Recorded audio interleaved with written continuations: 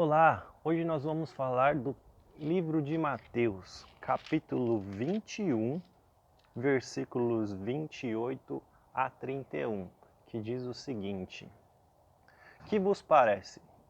O homem tinha 2 filhos. Dirigindo-se ao primeiro, disse: Filho, vai trabalhar hoje na vinha. Ele respondeu: Não quero. Mas depois, pego pelo remorso, foi e trabalhou. Dirigindo-se ao segundo, disse a mesma coisa. E ele respondeu: Eu irei, Senhor. Mas não foi. E aí Jesus pergunta: Qual dos dois realizou a vontade do Pai? E aí eles responderam: O primeiro. Então hoje nós vamos falar de integridade, respeito e altruísmo. Aguenta aí que a gente já volta.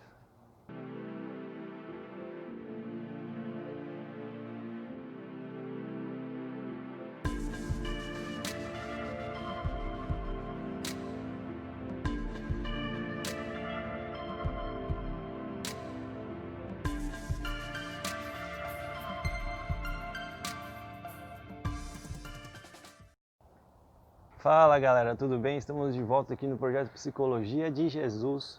Bom, é importante a gente dizer que existe um contexto histórico, cultural, religioso, existe um ensinamento espiritual dentro daquilo que está falando, mas a gente já sabe que esse não é nosso foco e nós não vamos falar sobre isso. Se você acompanha todo o projeto da Psicologia de Jesus, você já sabe que a gente está preocupado em analisar o contexto humano. Quais os ensinamentos que nós podemos tirar que são valiosos para a nossa moral humana, para a nossa saúde mental. Então, hoje nós vamos falar de integridade, respeito e altruísmo. Por que eu me interessei tanto por esse ensinamento? E eu fiquei um tempo pensando nele para poder pensar realmente em todas as possibilidades, tudo que eu posso tirar dele. Se por acaso você tiver mais ideias depois de me escutar, ver que faltou alguma coisa, você me ajuda, tá? Para poder entender melhor. Então vamos lá. Essa pessoa, esse pai, tem 2 filhos e ele pede para o primeiro fazer uma coisa. O primeiro já responde que não, mas depois, pensando, ficando com remorso, ele vai e faz. O segundo diz com toda educação, né, na frente do pai, sim, Senhor, mas ele não faz. O que eu consegui pensar nessa questão de integridade?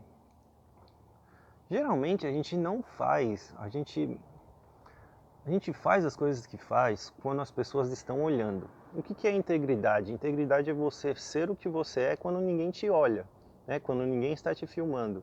Ou seja, nós fazemos o que é correto.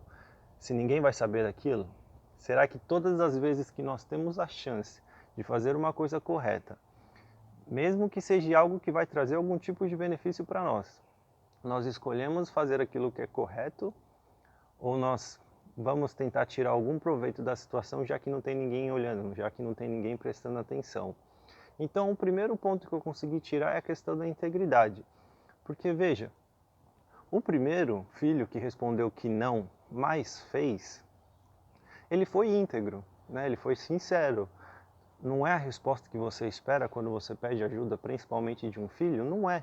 Mas ele foi íntegro, ele foi inteiro e foi verdadeiro. Ele respondeu que não queria. Essa era a vontade dele, era o que estava acontecendo dentro dele. E olha que bonito o que a integridade faz. A integridade automaticamente está ligada ao respeito.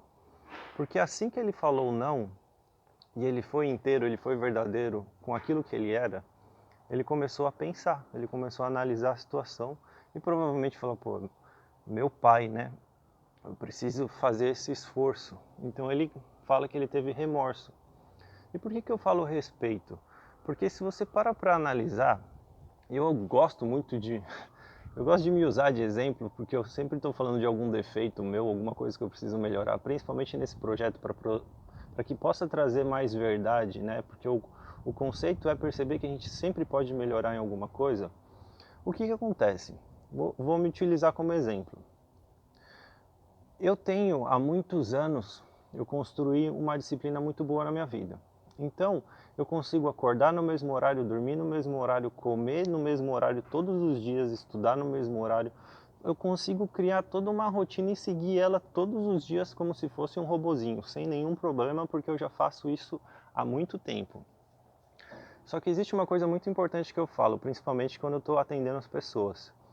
Todas as nossas qualidades podem se tornar defeitos e todos os nossos defeitos podem se tornar qualidades.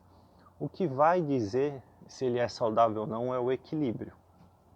Então tudo que é exagero, tudo que é radical, provavelmente vai dar algum problema. Então, nesse meu caso, por eu ter construído essa estrutura, esse hábito tão rígido de fazer as coisas todos os dias, nos horários, bonitinho, certinho, independente do que eu estou sentindo, eu vou e faço.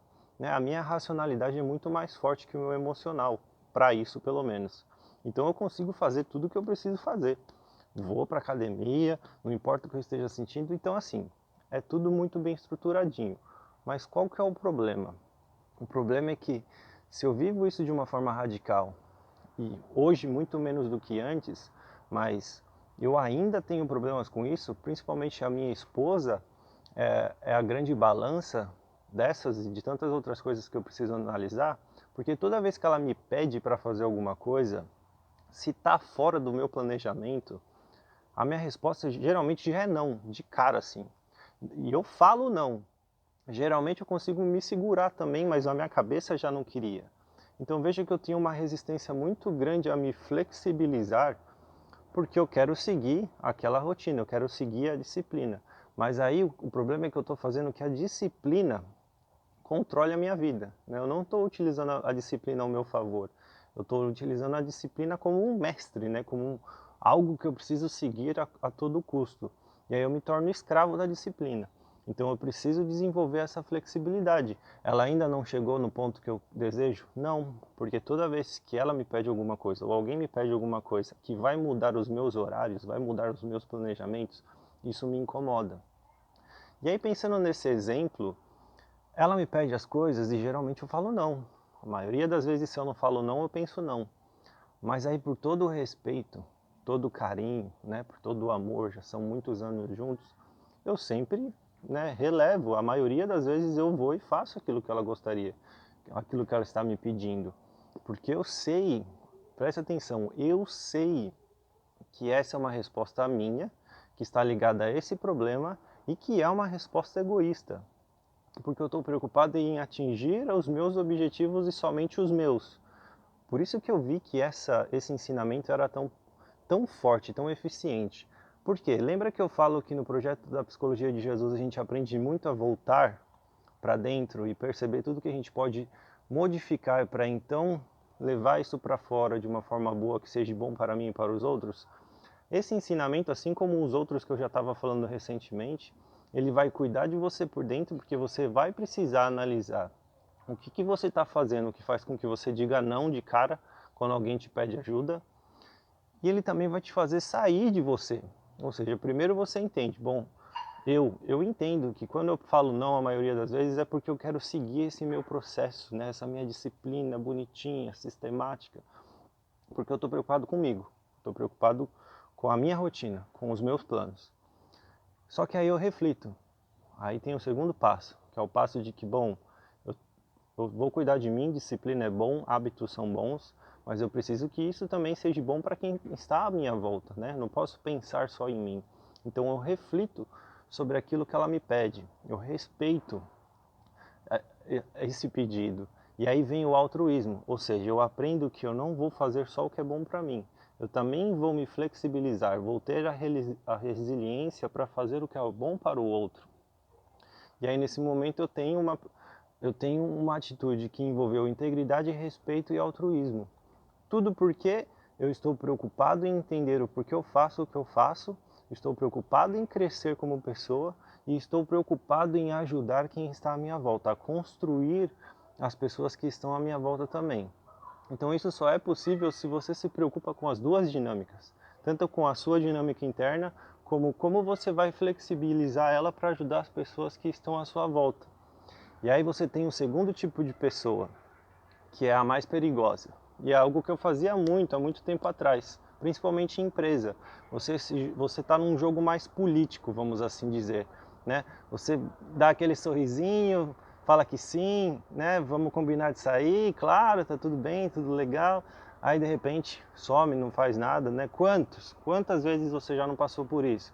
Vê uma pessoa, tem aquela conversa mais superficial, fala que vai matar, que tá com saudades, que vai marcar alguma coisa e já tá há anos só nisso, porque na verdade é só uma enrolação, né? É só uma politicagem, vamos assim dizer, no sentido negativo mesmo, né? Você não precisa, a palavra ser político não necessariamente está ligado à sujeira, a problemas, né, à corrupção.